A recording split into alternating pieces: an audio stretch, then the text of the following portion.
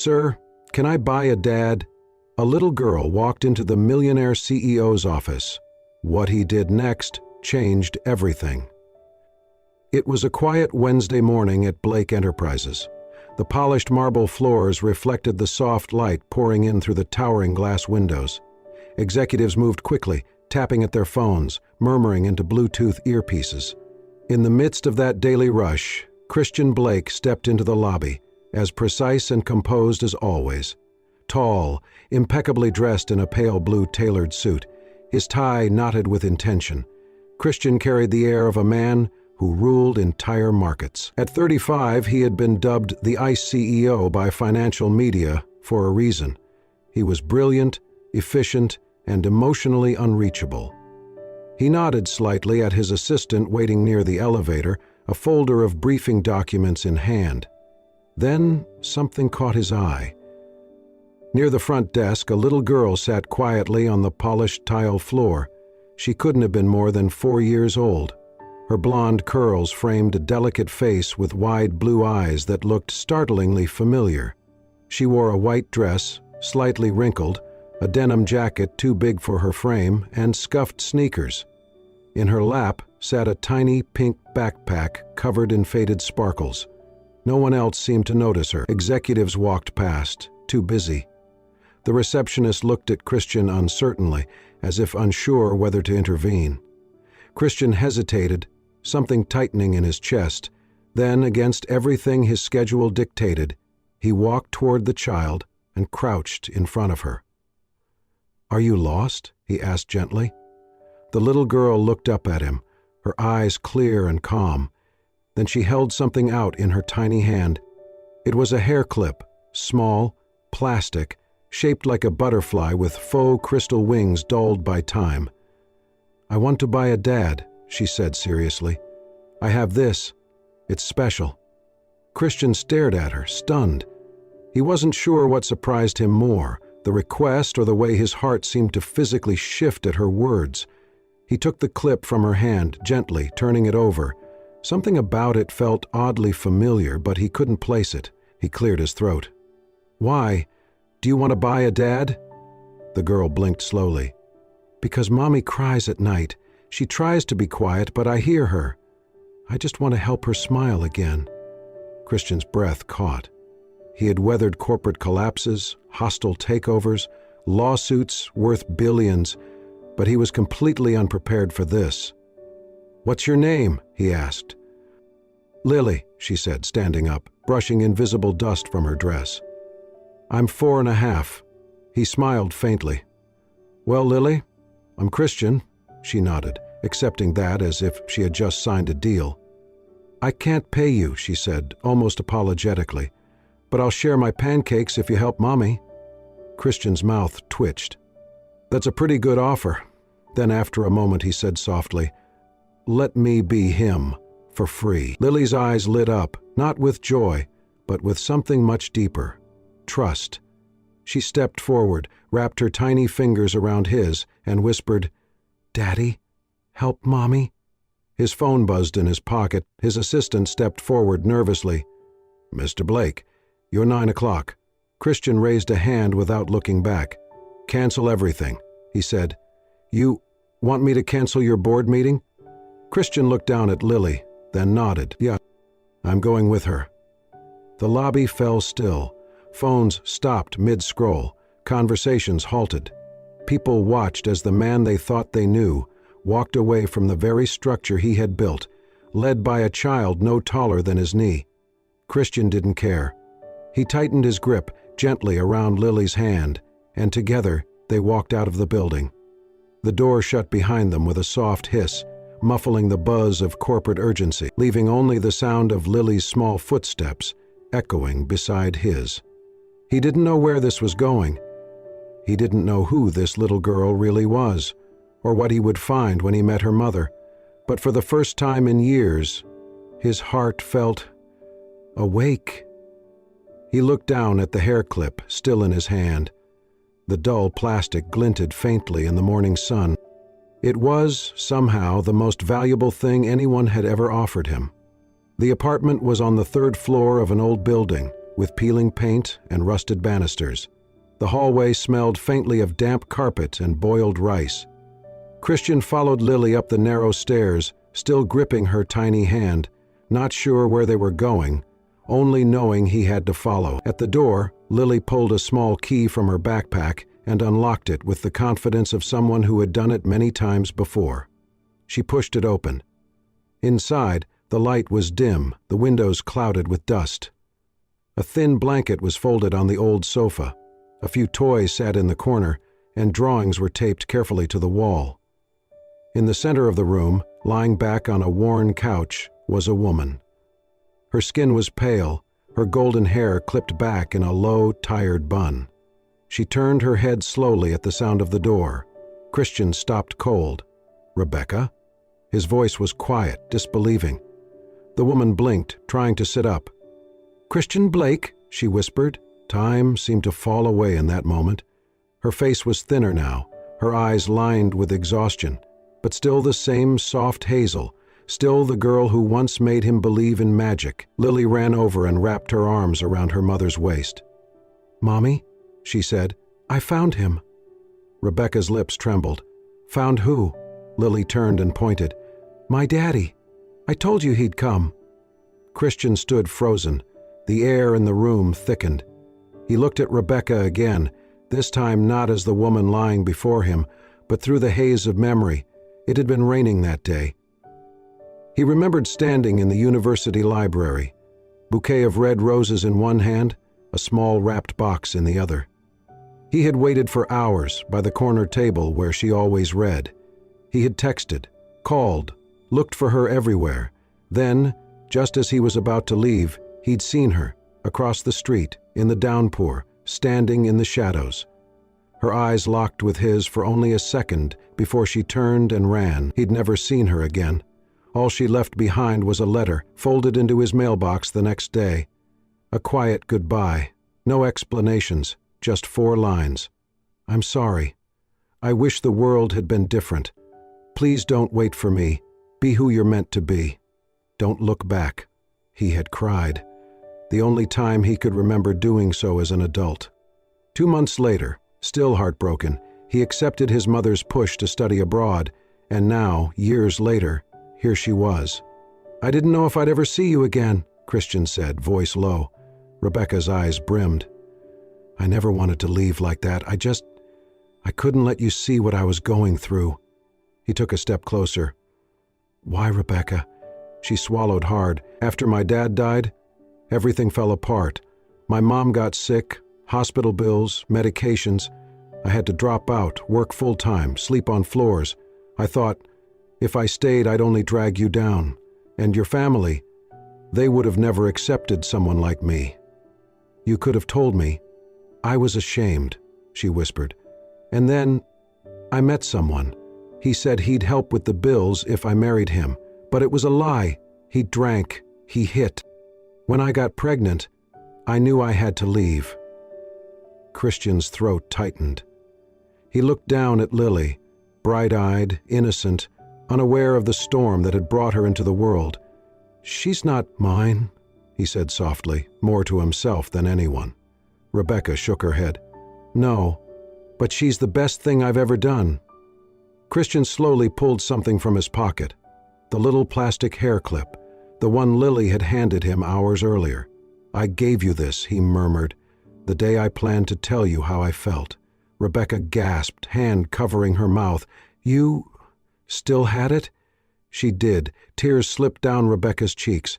"I never forgot you, Christian, not for a single day." He walked closer, kneeling beside her. "And I never stopped loving you." Lily climbed up onto the couch between them and looked up at Christian. "He's my dad," she said simply, resting her hand on his knee. It wasn't a declaration or a question. It was truth, spoken with childlike certainty. Rebecca began to sob quietly. Christian reached out, instinctively wrapping an arm around her.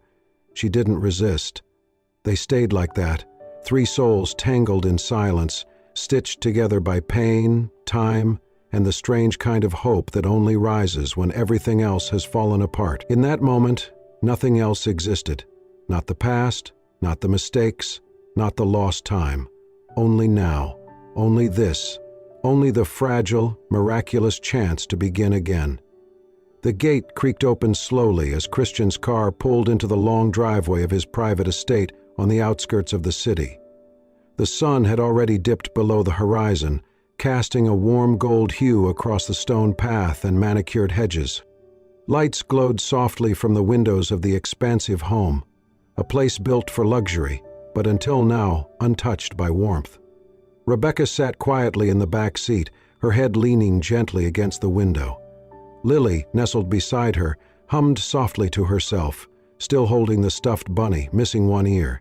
Christian glanced at them through the rearview mirror. The image stirred something strange and tender inside him. The housekeeper greeted them at the door with a cautious smile.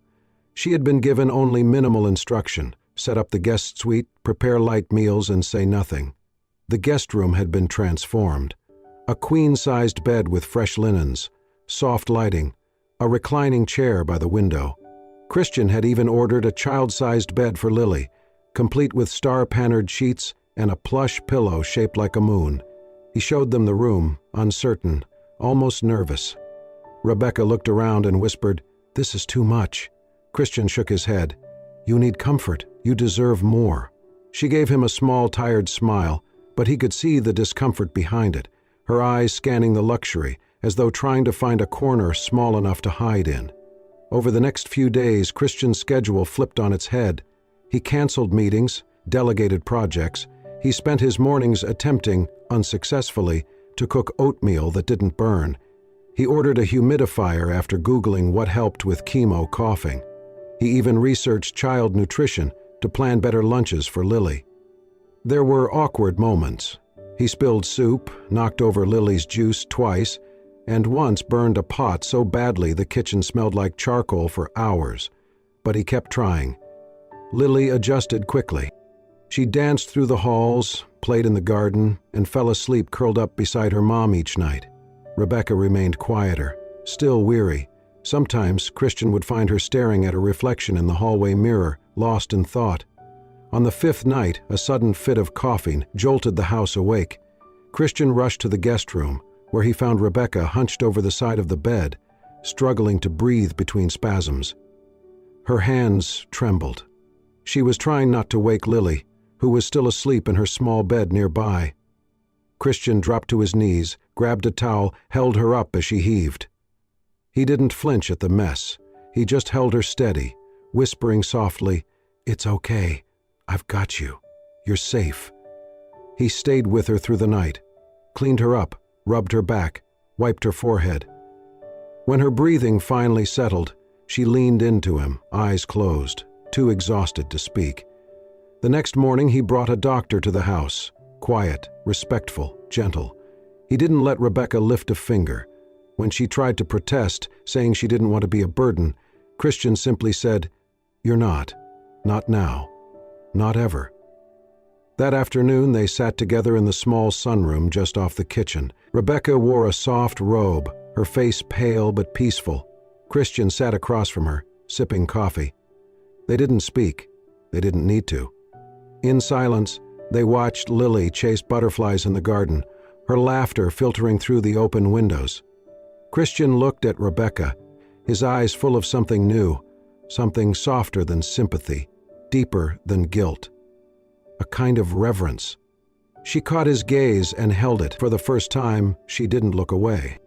There were no declarations, no apologies, just the quiet understanding between two people who had both been broken by life in very different ways, and were now learning, slowly, how to piece themselves back together, side by side, and maybe, just maybe, with time, they could become whole again.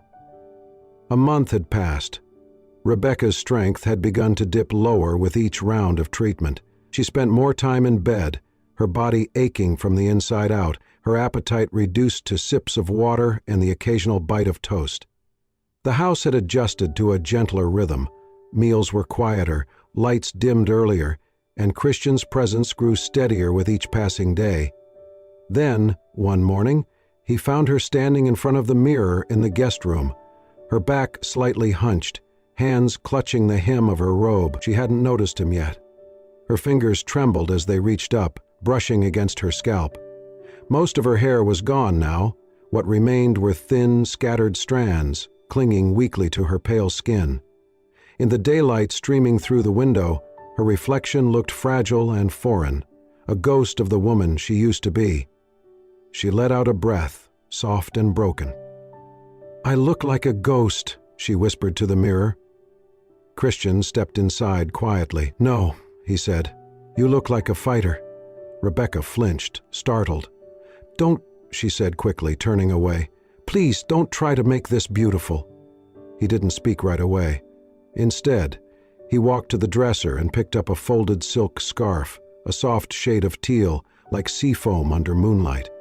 He sat on the edge of the bed, opened it slowly in his hands, then looked at her. "Sit with me?" he asked. She hesitated, her chin quivering. But something in his voice, gentle, steady, without pity, made her walk toward him. Christian reached out and helped her sit down gently beside him. He didn't touch her yet.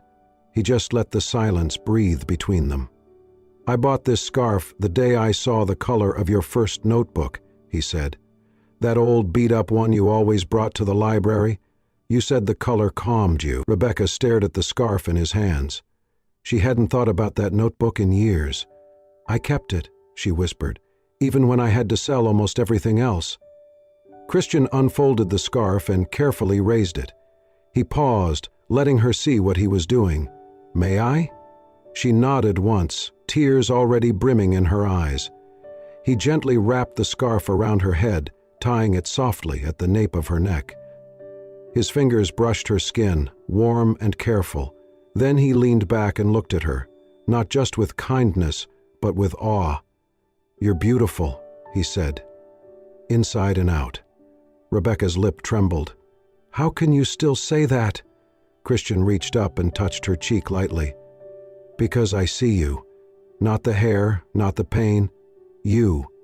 She closed her eyes, a single tear slipping down her face. "I used to think no one would ever want to see me like this," she whispered. "I want to," he replied. "Every version of you. Because none of them are broken to me." He stood and took her hand, guiding her slowly to the mirror. Rebecca stared at her reflection. The scarf was soft, graceful. It framed her face in a way that didn't feel like hiding, but like honoring something precious. She looked different, but not less, not diminished. She looked strong, quietly radiant, real. For the first time since her hair began to fall, she didn't turn away from the mirror. She leaned forward slightly and touched her cheek. Her eyes welled up again, but this time the tears weren't from shame. "I don't recognize her," she said softly. Christian moved behind her, meeting her eyes in the reflection. "Then let me introduce you." He placed a hand gently on her shoulder. "This is Rebecca, the woman I fell in love with twice, once in silence and once in truth, the woman who raised a daughter with nothing but grit and love, the woman who makes this house feel like home." She stared at him through the glass, overcome. "Do you really mean that?" she asked. "I've never meant anything more," he said. Rebecca breathed out slowly, her hands resting on the scarf. She nodded, just a little. And in that small, silent gesture was something massive. Acceptance. Of her reflection, of his love, of the possibility that maybe, just maybe, she was still whole. They didn't speak again that evening. But when Lily tiptoed in to say goodnight and curled up next to her mother, Rebecca smiled softly, not because she looked the same as she once did, but because, finally, she no longer needed to. The sun was just beginning to rise when Christian stood in the kitchen, holding a small pink hairbrush in one hand and a blue ribbon in the other. Lily sat patiently on a stool in front of him, her tiny legs swinging, her golden curls wild from sleep. "Okay," he muttered under his breath. "How hard can this be?" Lily giggled. "You're doing it backwards, Daddy." He blinked. "I am?" She nodded solemnly. "The bow goes on top, not under." Christian exhaled in defeat and crouched down beside her. "Deal. but you're going to have to teach me again tomorrow." She leaned in and kissed his cheek. "Okay." 20 minutes later, they were walking hand in hand through the doors of Little Pines Preschool. The hallway smelled like crayons and glue sticks, and the walls were covered with finger paintings and construction paper animals. Children laughed and tugged at parents. Backpacks bounced against tiny shoulders. Christian, 6'3" in a navy new blazer, looked completely out of place. Rebecca had wanted to come, but the night before had been rough. Nausea and fatigue had kept her in bed. Christian had told her to rest, promising he could handle it. Now, standing inside the classroom, he wasn't so sure. A woman in a floral blouse approached with a clipboard and a warm smile. "Hi there. I'm Miss Howard, and you must be—" She glanced between Lily and Christian. He gave a small, respectful nod. "Christian Blake. I'm her—" He paused, looking down at Lily, who was already clutching his hand tightly. "I'm her dad." Miss Howard's smile widened. "Wonderful. Welcome, Mr. Blake." From the side of the room, Christian heard a few murmurs. A group of other parents had turned, whispering. One pointed discreetly in his direction. He recognized the glance. He'd seen it before, on red carpets, in boardrooms, on the covers of glossy magazines. But this time, it didn't sting. He looked down at Lily and smiled. She whispered, "Are they talking about us?" He knelt to her level. "Maybe. But we're too cool to care, right?" She grinned. "Right." After helping her hang her tiny coat on a hook labeled Lily R., he kissed the top of her head and told her he'd be waiting outside at the end of the day. She waved and ran off to the coloring station, her pigtails bouncing behind her. Back in his car, Christian sat for a long time before starting the engine. His heart felt full in a way he hadn't expected. Later that afternoon, after a quiet work session in his home office, Christian returned to find a surprise waiting on his desk. It was a drawing, messy crayon lines and bold colors. 3 stick figures stood beneath a big yellow sun. One had a tie and glasses. One had short, spiky hair and a blue scarf. The smallest had a crown made of hearts. Above them, in large, wobbly letters, was a single word, Daddy. He stared at it, not for a minute, not even for an hour, but for the rest of the day. He didn't frame it, he didn't post it, he just let it sit on his desk. And every time he looked at it, he felt something shift again inside him, not like an earthquake, but like the ground finally settling after a long, long storm. He had spent his whole life building towers of success. Now, with a crayon picture and a little girl who believed in him completely, he realized, he was finally building a home. The hospital room was quiet, bathed in the pale light of a late afternoon sun filtering through half-closed blinds. Machines beeped softly in the background, tracking the fragile rhythms of life. Rebecca lay motionless, her face pale, her body weakened from the 5th round of chemotherapy. She had barely touched the soup Christian had brought earlier. Christian sat beside her, fingers gently wrapped around her hand. His once sharp eyes now carried the weight of sleepless nights and unspoken prayers. The room, sterile and white, felt like a waiting room between hope and heartbreak. Rebecca stirred slightly, her lips parting. "If something happens to me," her voice was barely a whisper, "promise me you won't let Lily grow up feeling alone." Christian's throat tightened. He leaned in closer, squeezing her hand. "Nothing's going to happen," he said softly, but his voice trembled. "Because I'll be there. Every step." She gave him a tired smile. "You can't promise that." "I can promise this," he said, rising to his feet. He reached into his coat pocket and pulled out a small velvet box. The room seemed to still. Slowly, he knelt beside the bed, his knees pressing into the cold tile floor, his heart pounding louder than the machines around them. "Rebecca," he said, opening the box to reveal a simple, elegant ring. "Marry me. Not out of pity. Not because I'm afraid, but because I love you, because I choose you every single day. Let me love you the way you deserve to be loved." Rebecca's eyes filled instantly. She looked down at the man before her, strong and sure in a way she had never expected, but still, her voice cracked with fear. "I'm a sick woman, Christian," she whispered. "I can't give you a perfect life." Christian reached up, took her hand, and pressed it to his heart. "Then let me be the one who gets to take care of you. You and Lily, you've already healed the parts of me I didn't know were broken." She blinked rapidly, struggling to hold back the flood.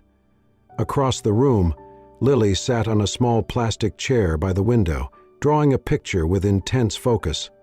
She giggled softly, her bright hair glowing in the light, completely unaware of the gravity unfolding behind her. Rebecca looked at her daughter, at the small miracle she had somehow raised through storms and silence, at the reason she had fought so hard to live. Lily glanced up and caught her mother's eyes, and smiled. That smile, innocent, whole, full of trust, was what made Rebecca turn back to Christian. Her voice shook, but her answer was clear. "Yes," she said. Her eyes glistened. "Yes, I'll marry you." Christian didn't cheer or laugh. He just exhaled, as though the whole world had been holding its breath with him. He rose, kissed her knuckles, then her forehead. They didn't need to say more, because in that tiny room, in the midst of pain and uncertainty, they had made something real. A vow, not to perfection, but to presence. Not to easy days, but to facing every hard one together. Spring came early that year. Rebecca stood by the window of their sunlit room, watching the gentle ripples of the lake shimmer beneath the soft breeze. Her skin had color again, warm, healthy. Her cheeks held the pink flush of renewed strength. And though her hair was still short, it had started to grow in soft waves, the same golden hue that once framed her face. When the doctor told her the tumor had shrunk and showed no signs of spreading, she hadn't cried. She had simply closed her eyes and exhaled, for the first time in what felt like years, without fear. They waited a few more weeks, just to be sure.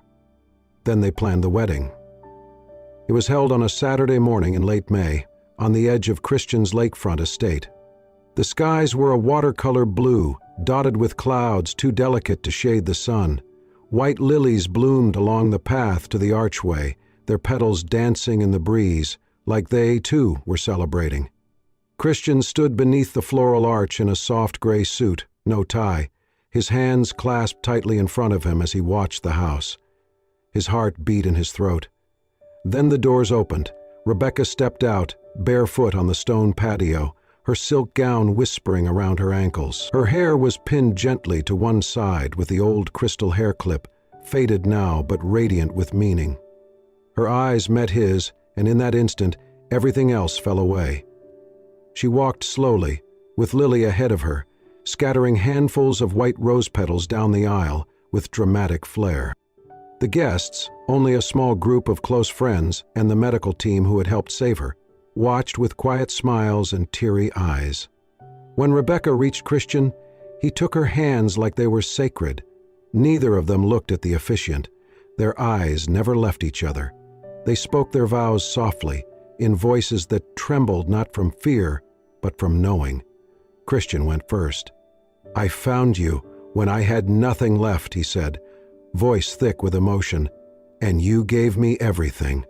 Rebecca smiled, her eyes glistening. "You saw me when I didn't recognize myself," she said, "and you loved me anyway. That love, it brought me back." When the officiant finally said, "You may kiss the bride," Christian didn't hesitate. He kissed her with reverence and joy, the kind of kiss that says, "Thank you for surviving. Thank you for staying. Thank you for saying yes." Lily jumped up and clapped, shouting, "They did it!" And somewhere in the distance, the lake sparkled like it too was applauding.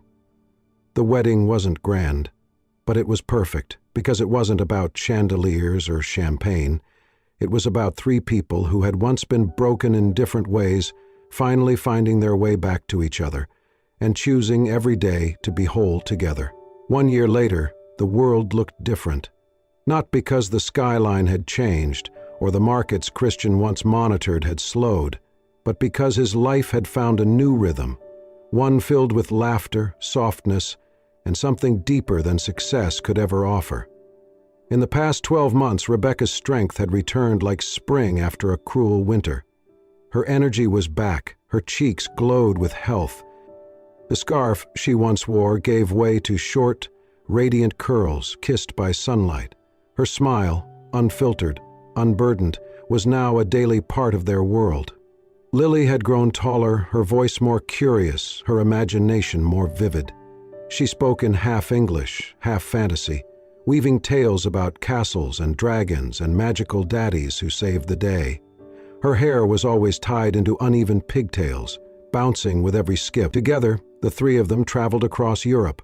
Paris, where Lily fed birds at the Seine and giggled at Christian's terrible French. Florence, where Rebecca stood in front of old paintings and cried because she was finally alive to see them. And Santorini, where they watched sunsets so brilliant they forgot to take photos. Their final stop was a quiet beachside resort tucked away on a Greek island, far from tourists, far from noise, just the sound of waves and the occasional distant laughter of another traveler. That evening they lay side by side on a wooden lounge chair made for two, but somehow it fit three. Rebecca rested against Christian's chest, her sun-kissed legs stretched out. Lily curled in between them, her small head rising and falling with her mother's breath. The sun was setting, painting the sky in warm amber and soft coral. The breeze carried the scent of salt and something sweet, maybe honeysuckle from the cliff above. Christian kissed Rebecca's temple, his voice barely above a whisper. "This is it," he murmured. "This is the life I never knew I needed." Rebecca reached over and laced her fingers with his. "And it all started," she said, her voice full of wonder, "with one little girl and one tiny plastic hair clip." Lily giggled. "Told you I bought the best dad ever." They laughed quietly, not the laughter of punchlines, but the kind that comes when the heart is at peace. They stayed like that as the light faded, as the stars peeked out one by one.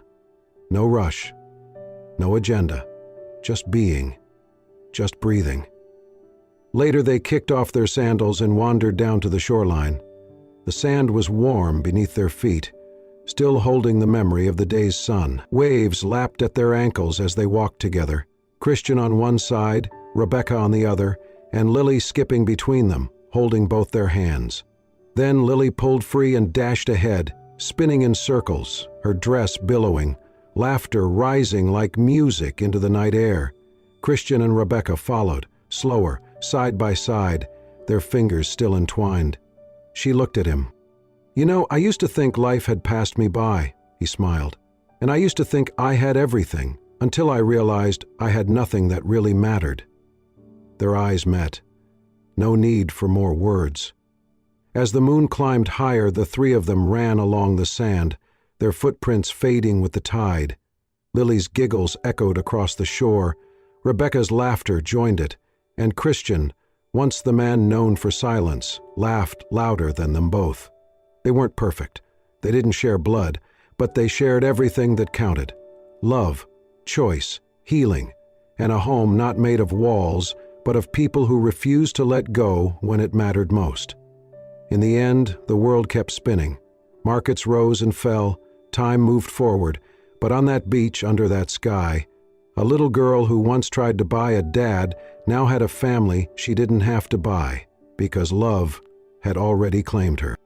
Thank you for joining us for this beautiful journey of healing, hope, and the kind of love that chooses you even when life doesn't. If this story moved you, if it reminded you that family isn't always defined by blood, but by the hearts that choose to stay, then we invite you to be part of our storytelling family. Subscribe to Soul-Stirring Stories for more heartwarming, emotional, true-to-life tales that remind us what truly matters. Don't forget to turn on notifications so you never miss a story that just might change your day or your heart. And always remember, sometimes the smallest act of courage, like handing someone a plastic hair clip, can open the door to a brand new life. We'll see you in the next story.